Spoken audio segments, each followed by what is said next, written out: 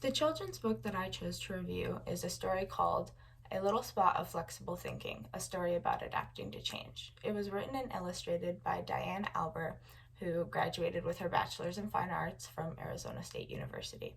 She is also the mother to 2 young children. This book is recommended for ages 4 to 8, but I think it could be enjoyed with kids a little younger or a little older. This is a social emotional learning book that teaches kids how to think more flexibly and be better able to adapt to change. And adapting to change is a key part of being resilient.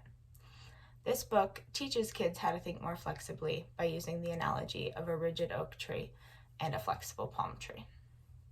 This book does not have a notes to parents section, so it's a little unclear on how it's supposed to be used, but I would say that I believe it to be a better read along with your child book, as it does have some more difficult words that some children may have a hard time reading, and it would also allow the child to ask any questions if they have any.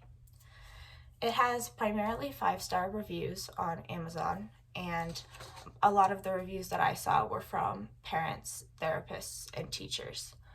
One of the positive reviews that I saw said, "I'm a therapist and I've read this book with a few kids. There are quite a few words that even some of my better readers had a hard time with, so it might not be the easiest read-alone book, but the kids really liked it and it got the idea across." One of the only 1-star reviews that was available to read said, "It was way too expensive for a poorly written book. The content is so simple and common sense."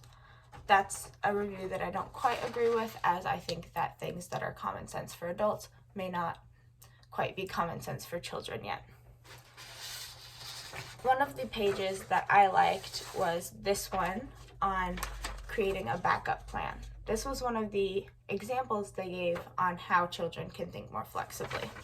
I like that they gave examples on how children can think more flexibly, as a child may not quite understand if they're not given examples or a way to do it.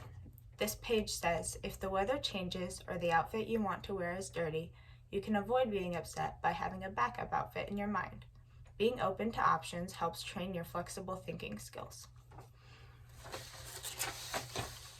There's also a page on how you can help be better at adapting to change by making planned changes in your routine, such as learning a new way home or trying a different hairstyle. I would recommend this book, and I could see myself using it with children that I care about.